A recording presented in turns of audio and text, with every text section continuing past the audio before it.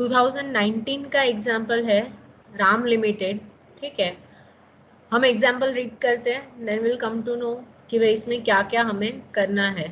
The following is the balance sheet of Ram limited as on date 31 March 2018।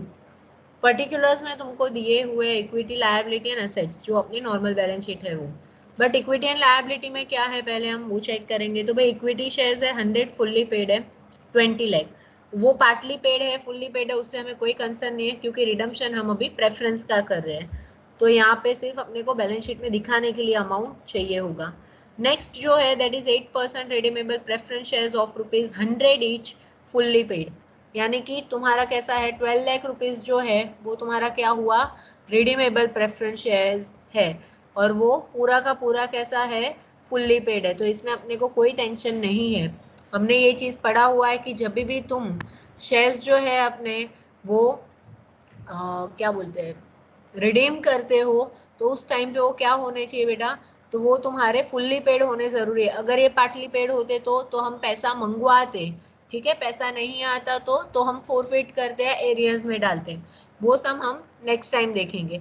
इसमें calls in arrears है, पर ये calls in arrears का क्या करना है वो हम सम करते वक्त चेक करेंगे, और इसका कैलकुलेशन एक बार ही देख लेंगे। नेक्स्ट है वो है तुम्हारे पास सिक्योरिटी प्रीमियम। ये याद रखना कि क्वेश्चन में कौन से रिजर्व है।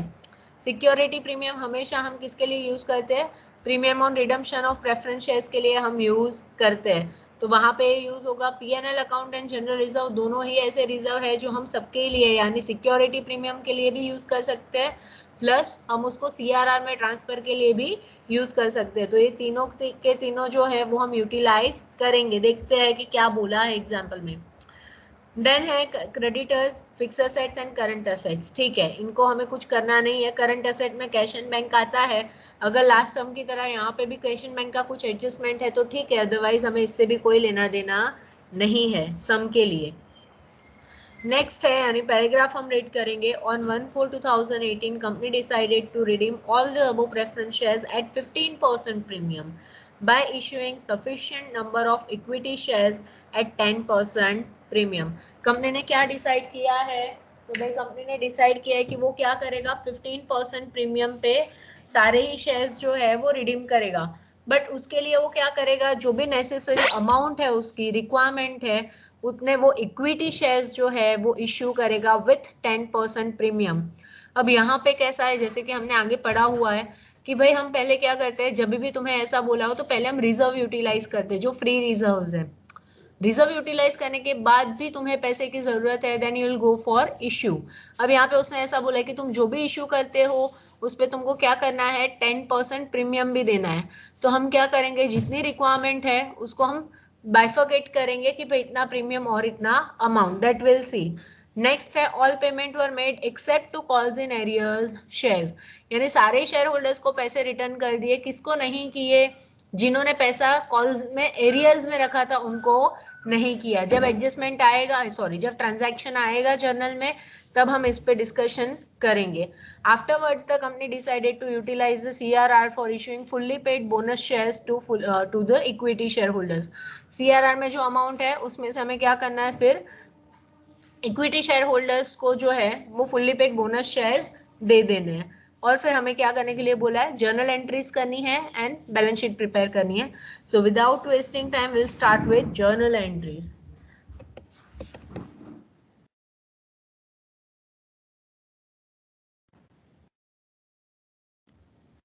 तो journal entries in the books of Ram limited, और ये जो अपना फॉर्मेट है वो ही रहेगा। लास्ट सम हमने जब किया था तब हमने लास्ट के 2 या 3 सम में ऐसा था कि हमने कॉल मंगवाए थे। यहाँ पे मंगवाने की जरूरत नहीं है क्योंकि ऑलरेडी क्या है, फुल्ली पेड है। तो अपना सब नॉर्मल जो फर्स्ट एंट्री होती है रिडम्पशन की वहां से ही स्टार्ट होगा, ठीक है।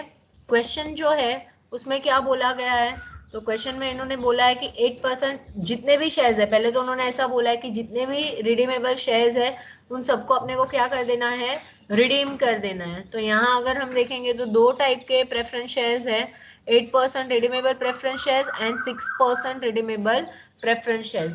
तो ये कितने हुए, 20 एंड 12 लैक्स। तो what we have done, we have written 8% redeemable preference share capital account debit 12 lakh rupees, दूसरा कौन सा हम रिडीम कर रहे हैं, तो 6% redeemable preference share capital account debit 8 lakh rupees. And हमें और क्या चीज बोला हुआ था उन्होंने कि भाई redeem all the above preference shares at 15% premium. सारे ही जो तुम प्रेफरेंस शेयर्स को रिडीम कर रहे हो वो कितने परसेंट प्रीमियम पे करना है बेटा, तो 15% पे करना है। तो नॉर्मल सी बात है, कैसे पे करो, यहाँ पे मैं तुमको एक्सेल में दिखा रही हूँ, ठीक है।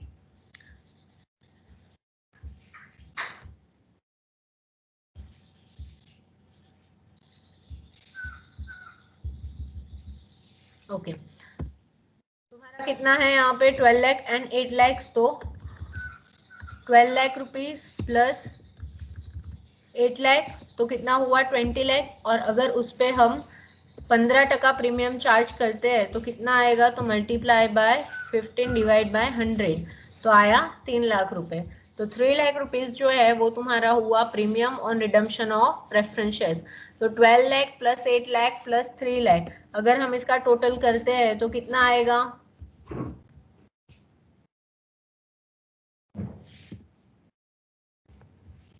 23 लाख। तो हमने यहाँ पे कितने की एंट्री की, 23 लाख की। तो ये तुम्हारा कितना हमें प्रेफरेंस शेयर होल्डर्स को at the end of the year पे कर, sorry at the end of the process हमें उसको कितना पे करना है, 23 लाख रुपीज हमें उसको पे करना है। अब आ जाते हैं इंपॉर्टेंट कैलकुलेशन पे, इसीलिए मैंने एक्सेल ओपन किया था।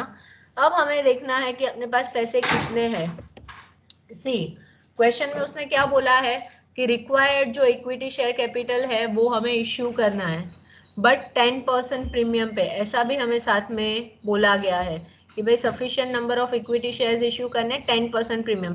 Now what mean by sufficient, अपने को कैसे पता चलेगा कि कितना इश्यू करना है। तो सबसे पहले अपने को एक चीज पता है कि हम सबसे पहले क्या यूटिलाइज करेंगे, रिजर्व यूटिलाइज करेंगे, ठीक है। तो अपने पास रिजर्व कितना है, सिंपली हम चेक करेंगे। तो भाई हमारे पास टोटल रिजर्व है 17,50,000, 17,50,000 का अपने पास रिजर्व है। और अगर तुम देखने चाहते हो तो यहाँ पे तुम्हें जो पैसे रिफंड करने हैं या रिटर्न करने हैं वो होते हैं 20 लाख रुपए, ठीक है। और तुम्हारे पास उसके सामने यहाँ पे अगर तुम चेक करते हो तो तुम्हारे पास कितने रुपए हैं, 12,10,000 एंड 4 लाख रुपीज। तो तुम्हारे पास उतने सफिशिएंट नहीं है सीआरआर के लिए। प्लस तुमको सिक्योरिटी प्रीमियम भी देना है, कितना प्रीमियम देना है, 3 लाख रुपए देना है। तो तुम्हारे पास ये भी अमाउंट सफिशिएंट नहीं है। तो टोटल अगर हम चेक करते हैं so we have 17,50,000 rupees. So shall we say that कि भाई अपने को कितना पैसा चाहिए, तो अपने को 23 लाख चाहिए और अपने पास कितना है 17,50,000 है। तो अब कितनी कमी पड़ रही है अपने को, तो यहाँ पे हम चेक कर सकते हैं कि भाई 23 लाख माइनस 17,50,000 तो इट बिकम्स 5,50,000। इतना हमें क्या है, रिक्वायरमेंट है पैसे का, इतना हमें पैसा चाहिए। क्यों, क्योंकि हमें प्रेफरेंस शेयर होल्डर्स को at the end of the year पैसा देना है, यानी बैंक अकाउंट में उनके ट्रांसफर होगा और अपने पास उतना सफिशिएंट फंड नहीं है। So what we are going to do now, तो हमें क्या करना पड़ेगा, इक्विटी शेयर्स इश्यू करने पड़ेंगे। बट वेट, हमें क्या बोला गया है, इक्विटी सिर्फ इश्यू नहीं करना है, उस पर 10% प्रीमियम देना है। दैट मीन्स तुम्हें ये जो 5,50,000 चाहिए उसमें क्या क्या इंक्लूडेड होगा, तो भाई उसमें तुम्हारा इक्विटी कैपिटल भी इंक्लूडेड होगा एंड सिक्योरिटी प्रीमियम भी इंक्लूडेड होगा। तो शेल वी से दैट कि भाई 100 अगर इक्विटी है तो उस पर 10 रुपए क्या होगा, प्रीमियम होगा। यानी टोटल तुम जो अमाउंट मंगवाओगे वो कितना होना चाहिए, 110 होना चाहिए। कैसे, तो 100 रुपए तुम्हारे इक्विटी के होंगे प्लस उस पर 10% यानी 10 रुपए तुम्हारे किसके होने चाहिए, प्रीमियम के। तो शेल वी से दैट कि ये 5,50,000 है या 5,50,000 है, दैट इज 1,110। तो 100 is equal to how much, simple है कैलकुलेशन। तो यहाँ पे हम क्रॉस मल्टीप्लाई करेंगे, ठीक है। 5,50,000 मल्टीप्लाई बाय 100 डिवाइड बाय 110। सो 5 लाख जो है वो तुम्हारा क्या हुआ, शेयर कैपिटल हुआ।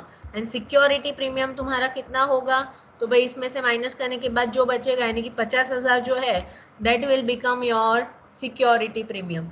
अंडरस्टैंडिंग दैट 5,50,000 तुम्हारा टोटल है प्रीमियम प्लस तुम्हारा कैपिटल। अगर कैपिटल 100 है तो उस पर 10% प्रीमियम है। तो अगर 110 रुपए 5,50,000 है तो कैपिटल कितना होगा उसमें से 5 लाख और 10 क्या होगा तुम्हारा, ऑब्वियस है तुम्हारा प्रीमियम होगा। तो वो सेम एंट्री अब हम यहाँ पे करेंगे। हम अब इक्विटी शेयर कैपिटल कितने का मंगवाएंगे, 5 लाख का, और प्रीमियम कितने का होगा उस पर 50,000 का। तो बैंक अकाउंट डेबिट ये अपनी नॉर्मल एंट्री है, अमाउंट फाइंड आउट करने के लिए हमने कैलकुलेशन किया। तो bank account debit 5,50,000 to equity share capital account 5 lakh रुपए, यानी 5 lakh to security premium account. अब ये इक्विटी में कितने आ गए, 5 लाख, और सिक्योरिटी प्रीमियम में कितने ऐड हुए, 50,000। बैंक में कितने आएंगे, 5,50,000 ऐड होंगे। नाउ नेक्स्ट वन, क्योंकि हमें बाकी का पैसा जो है वो कहाँ से यूटिलाइज करना पड़ेगा, सीआरआर में से और security PNL general reserve and security premium में से यूज करना पड़ेगा। So will go for it कि भाई हमारे पास जितना फंड था वो सब हमने क्या कर दिया, यूटिलाइज कर दिया। तो यहाँ पे था PNL account, general reserve and security premium. Now will check that कि सिक्योरिटी प्रीमियम के लिए अपने पास कितना पैसा है।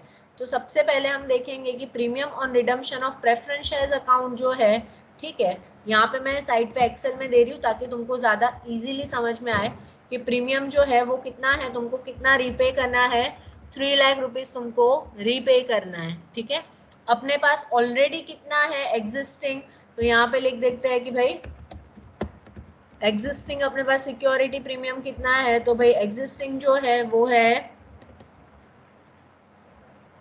1,40,000। ठीक है, तो 1,40,000 जो है तुम्हारा वो क्या हुआ, एग्जिस्टिंग हुआ। तो अभी कितना कम पड़ रहा है अपने को, तो अपने को कम पड़ रहा है 1,60,000। तो पहले 1,60,000 का हमें हमेशा पहले प्रीमियम साइड पे रखना पड़ता है। तो हम पहले 1,60,000 कहाँ से साइड पे कर देंगे, वेट अ मिनट, और फिर दूसरा हमारे पास सॉरी और दूसरा हमारे पास कितना आया, नया भी हमने इशू किया है। ठीक है, 50,000 और न्यू आया। ठीक है, वो भी आएगा तुम्हारा। तो 50,000 जो है वो तुम्हारा कहाँ से आएगा, न्यू इश्यू में से आएगा। तो ये तुम्हारे पास अब कितना हुआ, 3 लाख में से एग्जिस्टिंग 1,40,000 था, और ये 50,000 नए तुमने शेयर्स इशू किए तब सिक्योरिटी प्रीमियम आया। तो अब तुमको कितना लैक कर रहा है, तो 3 lakh minus 1,40,000 minus 50,000, so you are lacking by 1,10,000। तो क्योंकि हमें पहले सिक्योरिटी प्रीमियम साइड पे करना पड़ेगा, तो जीआर या पीएनएल में से हम क्या करेंगे, 1,10,000 साइड पे रखेंगे। तो अपने पास जहाँ पीएनएल में पड़ा हुआ है तो हम पीएनएल में से वहां से ले लेंगे। तो ये यहाँ पे कितना हुआ, पीएनएल में से हम यहाँ पे पैसे लेंगे। तो ये तुम्हारा टोटल हम पैसा अगर देखते हैं तो 1,90,000 we have taken from security premium account and PNL account में से हमने 1,10,000 रुपए किसके लिए लिए, प्रीमियम के लिए साइड पे किए हुए। अब आ जाते हैं वापस नीचे। अब तुम्हारे पास सीआरआर के लिए, यानी सीआरआर में ट्रांसफर करने के लिए कितने पैसे चाहिए, तो भाई सीआरआर में अगर हम चेक करते हैं तो हमें सीआरआर में ट्रांसफर करने के लिए टोटल कितने लाख रुपए चाहिए, 15 लाख रुपए चाहिए। क्यों, क्योंकि 5 लाख का हमने क्या कर दिया है, इक्विटी शेयर कैपिटल इश्यू कर दिया है। Again I am saying this is premium, we have done this calculation. तो अपने को अभी कितना चाहिए सीआरआर के लिए, 20 लाख रुपया, यानी कैपिटल के लिए। उसमें से 5 लाख का तो हमने शेयर इशू किया, तो रिमेनिंग 15 लाख अपने को कहाँ से लेने पड़ेंगे, जनरल रिजर्व में से लेने पड़ेंगे। तो यहाँ पे है 15 लाख रुपीज। 15 लाख रुपीज में से हम ऑलरेडी जीआर में से कितना ले सकते हैं, तो भाई पूरा का पूरा ले सकते हैं। तो हमने जीआर कितना है, 12,10,000, तो हम पूरा का पूरा 12,10,000 जो है वो यूज करेंगे। फिर आता है तुम्हारा पीएनएल अकाउंट। तो पीएनएल अकाउंट जो है उसमें से ऑलरेडी हमने कितना यूज कर, पीएनएल अकाउंट जो है उसमें ऑलरेडी हमने कितना यूज कर दिया है, 1,10,000 यूटिलाइज कर दिया है प्रीमियम के सामने। तो अब अपने पास कितना रुपया बचा है वो हम चेक करेंगे। तो 4 लाख में से अगर 1,10,000 जाता है तो कितना बचेगा, तो 4 लाख रुपीज माइनस 1,10,000, तो हम 2,90,000 यहाँ पे यूज कर सकते हैं। So we are writing 2,90,000। तो अब हम देखते हैं कि ये सेट ऑफ हो रहा है नहीं हो रहा। तो ये प्लस ये कितना हुआ तुम्हारा, तो हो गया 15 लाख रुपीज चाहिए, और 15 लाख रुपीज अपने पास है। तो पूरा का पूरा पीएनएल एंड जीआर हम यूज कर रहे हैं यहाँ पे। तो एंट्री तुम्हारी आएगी, PNL account debit 2,90,000, general reserve account debit 12,10,000 to CRR, क्योंकि हम जब भी ट्रांसफर करते हैं तो सीआरआर में ही ट्रांसफर करते हैं। So we have written to CRR account 15 lakh rupees. Security premium account debit, क्योंकि अपने पास टोटल 1,90,000 ही हमने चेक किया, एक्सेल में अभी कैलकुलेशन किया था कि अपने पास कितना है सिक्योरिटी प्रीमियम में। पहले से 140 था, फिर आया 50,000 न्यू इश्यू पे, तो टोटल अपने पास है 1,90,000। So we have written 1,90,000 security premium account. बाकी का हमें कहाँ से लेना पड़ेगा, क्योंकि 3 लाख का अपने को रिडम्पशन प्रीमियम था, तो बाकी का हम कहाँ से लेंगे बेटा, तो PNL अकाउंट में से हमने यहाँ पे कैलकुलेशन किया हुआ है। तो ये जो बाकी का है तुम्हारा वो जाएगा PNL अकाउंट में से। तो यहाँ पे हमने लिखा 1,10,000, 1,10,000 रुपीज PNL अकाउंट, ठीक है, यहाँ पे लिखा हुआ है। और बाकी का हमने यहाँ से लिया, मैं इसलिए रिपीट कर रही हूँ कि तुम गलती ना करो कैलकुलेशन में। तो यहाँ पे कैसे आएगा, सिक्योरिटी प्रीमियम अकाउंट डेबिट, क्योंकि वहां से लिया है, PNL account debit 1,10,000 to premium on redemption of preference shares account, कितना है total 3 lakh rupees.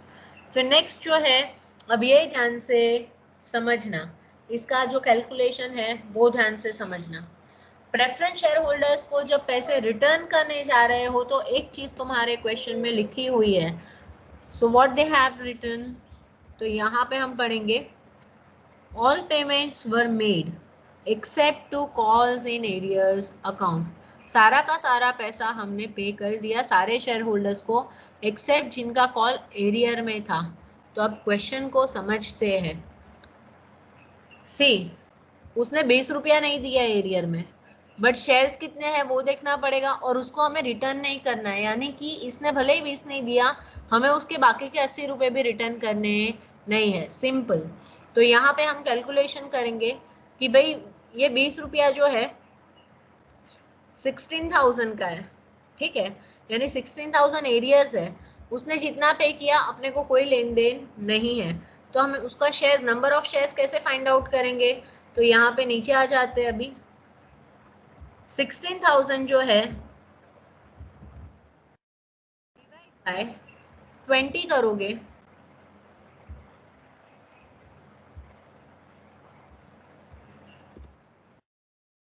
16,000 divide by 20 करोगे, so you will get number of shares. 800 रुपए ऐसे है कि जो हमें, सॉरी 800 शेयर्स ऐसे है कि जो हमें क्या करने हैं, उनके पैसे रिटर्न नहीं करने हैं। और वो शेयर्स के पैसे जो है वो कहाँ पे जाएंगे, तो वो कहाँ गया, ये रहा, वो शेयर्स के पैसे जो है वो जाएंगे प्रेफरेंस शेयर सस्पेंस अकाउंट में जाएंगे। कहाँ जाएंगे, प्रेफरेंस शेयर सस्पेंस अकाउंट, ठीक है। तो यहाँ पे अगर हम कैलकुलेशन करते हैं तो उसके अब तक के पैसे कितने आए हैं और हमें उसको कितना रिटर्न नहीं करना है वो हम चेक कर लेंगे। तो सिंपल 800 शेयर्स के पैसे कितने बनते हैं, यहाँ पे हम क्रॉस मल्टीप्लाई भी कर सकते हैं कि 23 लाख रुपीज है, ठीक है। और यहाँ पे जो है तुम्हारा 80,000, ओके।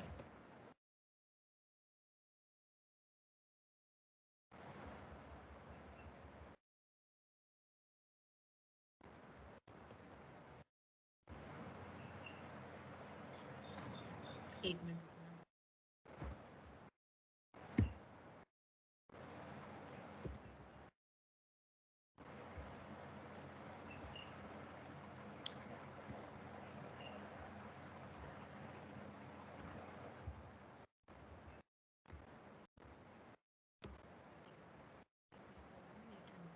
Fine fine.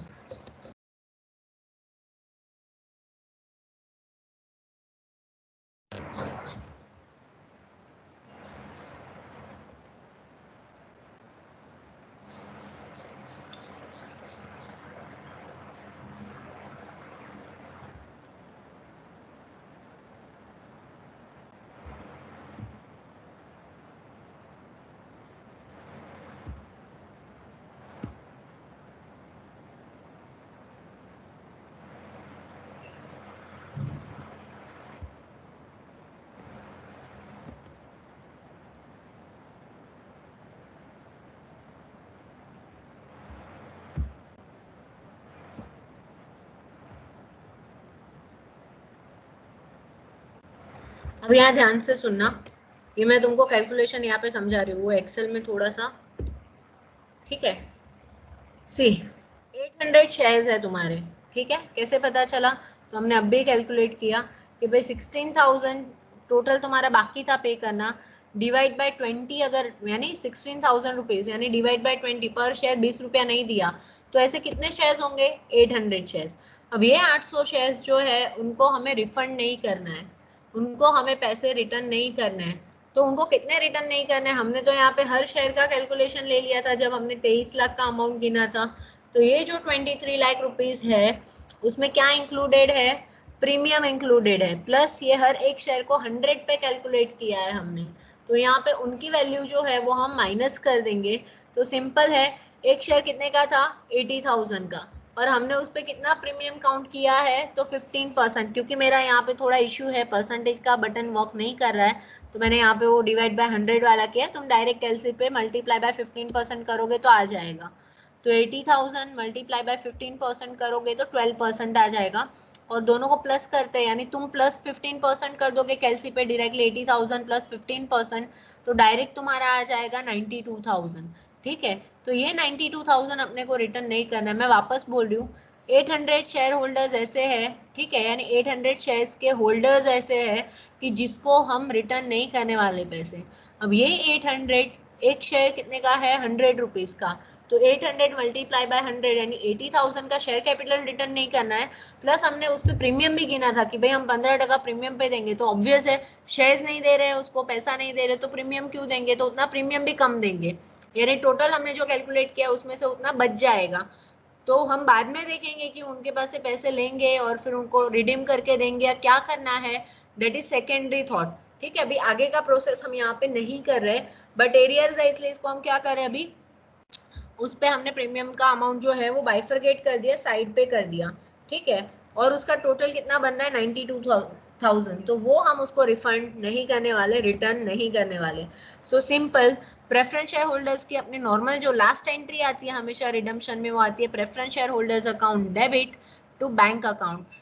तो वो एक्चुअली अपनी एंट्री ऐसी होनी चाहिए 23 लाख, बट हमें बोला गया है क्योंकि इनको पैसे नहीं देने हैं जिन्होंने एरियर्स रखा हुआ है या जिनका एरियर में चल रहा है, तो यहाँ पे to preference share suspense account open होगा जब भी एरियर्स होता है और उस पर कोई एक्शन नहीं लिया है तब। फोर फीचर का आएगा तो अलग एंट्री आएगा। मैं वापस बोल रही हूँ, ये सिर्फ तुम्हारा अभी कैसा है, एरियर्स है उनको हम नॉन पेमेंट में डाल रहे हैं, यानी अभी हम उसको रिडीम नहीं करने वाले हैं, उसको हम पैसा नहीं देने वाले हैं। तो यहाँ पे हम क्या कर रहे हैं, preference share holders account debit 23 lakh, preference share suspense account कितना आया हमने गिना अभी, 92,000 जो है वो यहाँ पे आया। ठीक है, और बाकी का जो बचता है यानी 23 लाख में से अगर हम माइनस कर देते हैं, तुम्हारा जो बचता है वो क्या होगा, उतना बैंक अकाउंट आएगा, उतना हम क्या करेंगे, रिटर्न कर देंगे। तो 22,08,000 22,08,000 जो है वो बैंक अकाउंट में जाएगा। अब नॉर्मल सा चल रहा है सारा का सारा। ठीक है, अब वो बहुत दिमाग लगाने की जरूरत नहीं है, बेसिक एंट्री आ गई वापस तुम्हारी। लास्ट में हमें क्या बोला गया है, afterwards the company decided to utilize the capital redemption reserve for issuing fully paid bonus shares to equity share holder. कितने के शेयर्स, कितने शेयर्स, किससे किसके सामने कितने शेयर्स, ये सब हमने किया है।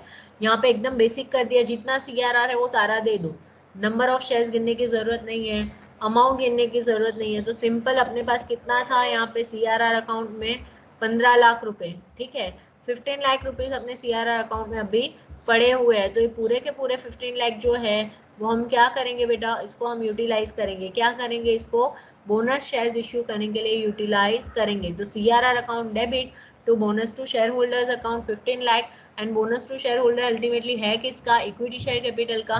तो bonus to share holders account debit to equity share capital account कितना आएगा, 15 लाख रुपीज। ठीक है, तो यहाँ पे अपनी जर्नल एंट्रीज खत्म होती है। Now we are moving towards balance sheet. तो balance sheet as on 31 March 2018 है आई गेस इसका, तो ऊपर हेडिंग लिख देने का, ओके यही है, of Ram limited. Balance sheet बनाते वक्त हमें सिंपली यही देखना है कि क्या गया, क्या आया और कितना एडिशन हुआ है। मैंने तुमको समझाया हुआ है पहले भी कि अगर तुम्हारा इक्विटी यानी लायबिलिटी साइड है तो जो जो क्रेडिट होता है वो प्लस करेंगे, जो जो डेबिट होता है सेम नाम का वो माइनस करेंगे। ठीक है, तो सिंपल हम यहाँ चले जाते हैं, तुमको और कुछ समझ में नहीं आए तो यहाँ से देखते जाने का। सबसे पहली आइटम कौन सी है, इक्विटी शेयर कैपिटल की, ठीक है, कितनी है 20 लाख रुपए, इसको हमने छुआ नहीं है पर उसमें प्लस हुआ है, तो यहाँ पे है शेयर कैपिटल इक्विटी का, नहीं है, नहीं है, यहाँ पे है, हाँ है, तो 20 लाख ऑलरेडी था, ये क्रेडिट हुआ है यानी प्लस होगा, तो प्लस 5 लाख यानी 25 लाख आया। फिर और है इक्विटी है, हाँ है लास्ट में, ये भी क्रेडिट हुआ यानी ये भी प्लस होगा, तो ये टोटल कितना हुआ 15 लाख, तो ऑलरेडी 25 प्लस 15 हो गया यानी ये कितना हुआ 40 लाख हुआ। ये जो तुम्हारे 20 लाख थे उसमें कितना ऐड हुआ, पहले 5 लाख ऐड हुआ रिडम्पशन के वक्त, फिर हमने बोनस इशू किए 15 लाख के, तो टोटल अब तुम्हारे पास इक्विटी शेयर्स कितने हैं 40 लाख। मैं वापस बोल रही हूँ, तुमको नहीं समझ में आ रहा तो लिख देना, लायबिलिटी हमेशा क्रेडिट जो भी होता है ट्रांजैक्शन तो प्लस होता है, डेबिट होगा तो माइनस, असेट में रिवर्स होता है, असेट में डेबिट होता है तो प्लस होता है, और माइनस करना है तुमको तो क्रेडिट होना जरूरी है, यानी क्रेडिट होगा तो माइनस करना जरूरी है इन शॉर्ट। तो एक याद रखोगे तो बाकी का याद रह जाएगा। फिर नेक्स्ट जो है एंट्री हम देखते हैं, ये सब रिडीम हो गया, तो अभी ये सब का कोई काम नहीं है, पूरा निकल गया तुम्हारा। अगर तुम चेक भी करोगे तो ये जितने से क्रेडिट है उतने से पहली एंट्री में वो क्या हो गया बेटा, डेबिट हो गया, उसके बाद उसका नाम कहीं पे भी आया नहीं है, 8% एंड 6%, तो 12 लाख 8 लाख पूरा का पूरा था वैसा का वैसा निकल गया। कॉल्स इन एरियाज जो है उसको हम बाद में देखेंगे कि इसका क्या करना है, तो उसकी एंट्री हम आएगी तब देखेंगे, उसको अदर करंट असेट्स में हमें डालना है। फिर नेक्स्ट है तुम्हारा जितना भी ये था सब हमने यूटिलाइज कर दिया, अब भी हमने पूरा कैलकुलेशन देखा कि अब कुछ बचता नहीं है, एक्सेल में हमने चेक कर लिया, तो ये रिजर्व एंड सरप्लस पूरा का पूरा अगर तुम देखोगे तो यानी तुम्हारे बैलेंस शीट में से चला गया है। तुमको करना है तो तुम ऐसे चेक करने का 1,40,000, फिर जहाँ जहाँ डेबिट हुआ है प्रीमियम उतना उतना माइनस करने का, तो देखो 1,40,000 फिर कहाँ पे डेबिट हुआ, तो यहाँ पे तो नहीं हुआ है, हाँ यहाँ पे हुआ है 1,90,000 से, तो माइनस करो।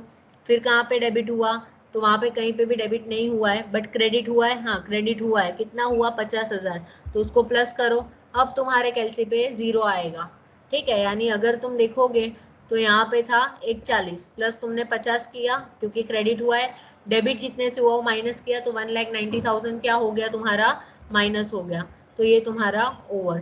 फिर नेक्स्ट जो है वो आएगा, नेक्स्ट जो है वो तुम्हारा क्या आएगा, तो हम चेक कर लेते हैं वापस नीचे में, अगर हम देखेंगे तो you have current liability sundry creditors, तो उसमें कितना है 3 लाख रुपीज है, तो हम यहाँ पे क्या करेंगे ट्रेड पेबल क्रेडिटर्स लिखेंगे 3 लाख रुपीज, क्योंकि उसको हमने टच नहीं किया है। अदर करंट लायबिलिटीज में हम प्रेफरेंस शेयर सस्पेंस अकाउंट लिख लेंगे, ऑलरेडी तुम्हारा 92,000 था जिसमें से 16,000 कॉल्स इन एरियर्स है, तो जब भी तुम सस्पेंस क्रिएट करते हो तो इसमें एक्चुअली कैसा है कि 76,000 का पैसा अपने पास है ऑलरेडी, वो कभी भी मांगने आएगा या हम फोरफिट नहीं करेंगे तब तक वो अपने बैलेंस शीट में दिखेगा। तो ये कहाँ से आया 92,000 में से 16,000 तो एरियर्स है यानी वो शेयर्स तो गए, तो एरियर्स तो हम लिख नहीं सकते अभी उसका ऊपर, तो 16,000 माइनस करेंगे तो किसी ना किसी शेयर होल्डर के अपने पास कितने पैसे पड़े हुए 76,000, so it is still a liability, इसको जब तक फोरफिट नहीं करोगे तब तक वो यहाँ पे दिखेगा, फोरफिट होने के बाद वो क्या हो जाएगा तुम्हारे किसी भी रिजर्व में ट्रांसफर हो जाएगा, तो 76,000 यहाँ पे सस्पेंस में दिख रहा है, टोटल तुम्हारा हुआ 43,76,000। फिर तुम्हारे असेट्स जो है, असेट्स में फिक्स असेट जो है उसको टच नहीं किया है, तो दैट इज 28,24,000, वो हमने एज इट इज लिख दिया 28,24,000।